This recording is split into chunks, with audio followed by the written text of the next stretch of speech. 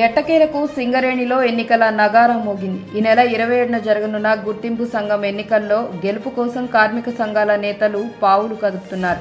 నామినేషన్ల ఘట్టం ముగియటంతో తెలంగాణలోని కోల్ బెల్ట్ ప్రాంతాల్లో ఎన్నికల సందడి షురూ అయింది. తెలంగాణలోని ఆదిలాబాద్ నుంచి భద్రాద్రి కొత్తగూడెం వరకు విస్తరించి ఉన్న 11 డివిజన్లలో గుర్తింపు కార్మిక సంఘం ఎంపిక కోసం ఎన్నికలు జరగనున్నాయి. గత గుర్తింపు సంఘం టీబీజేకేఎస్ కాలపరిమితి తీరినప్పటికీ సింగరేణిలో ఎన్నికలు జరగటంలో జాప్యం జరిగింది.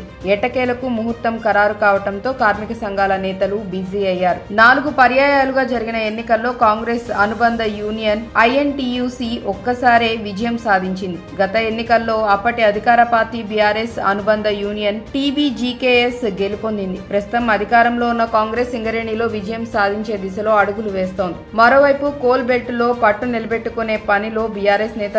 గతంలో 2 సార్లు విజయం సాధించిన ఏఐటీయూసీ కార్మిక సెంటిమెంట్తో ఎర్ర జెండా ఎగరవేసే పనిలో ఉంది. అసెంబ్లీ ఎన్నికల్లో కలిసి పనిచేసిన సిపిఐ, కాంగ్రెస్ సింగరేణి ఎన్నికల్లో కలిసి పోటీ చేస్తాయా? గుర్తింపు సంఘం ఛాన్స్ ఎవరు తీసుకుంటారు అనేది ప్రస్తుతం సింగరేణిలో హాట్ టాపిక్ గా మారింది. ప్రధానంగా ఉన్న 14 కార్మిక సంఘాలు ఎన్నికల బరిలో నిలిచాయి. తెలంగాణలోని 6 జిల్లాల పరిధిలో ఉన్న 11 డివిజన్లలో ఎన్నికలు నిర్వహించేందుకు సింగరేణి యాజమాన్యం ఏర్పాట్లు చేసింది.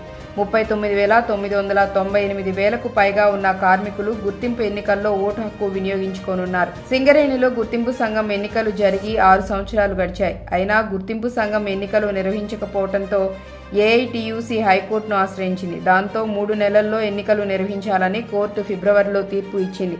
కానీ యాజమాన్యం తరపున సింగరేణిలో గుర్తింపు సంఘం ఎన్నికలు జరపకుండా కారణాలు చెప్పి వాయిదా వేస్తూ వచ్చింది. ఏఐటీయూసీ మరోసారి కోర్టుకు వెళ్లడం, న్యాయస్థానం కార్మిక శాఖపై ఒత్తిడి చేయటంతో ఎన్నికలకు గ్రీన్ సిగ్నల్ లభించింది. అదలా ఉంటే సింగరేణిలో ఎన్నికలు గెలిచిన సంఘాలు యాజమాన్యానికి లాభం చేకూరేలా ఉన్నాయని సిఐటియుసి నేతలు ఆరోపిస్తున్నారు.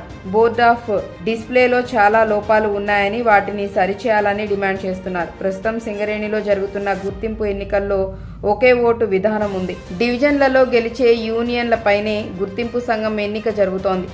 ఏ యూనియన్ ఎక్కడ డివిజన్లలో విజయం సాధిస్తే ఆ యూనియన్ సింగరేణిలో గుర్తింపు కార్మిక సంఘంగా ఉంటుంది. అయితే పాత విధానానికి స్వస్తి చెప్పి 2 ఓట్లు వేసే విధానం అమలు చేయాలని కార్మికులు అభిప్రాయపడుతున్నారు.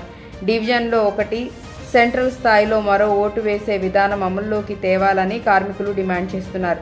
ఏది ఏమైనా అసెంబ్లీ ఎన్నికల్లో కాంగ్రెస్ ప్రభుత్వం ఏర్పడటంతో సింగరేణి ఎన్నికల్లో కాంగ్రెస్, సిపిఐ అనుబంధ సంస్థ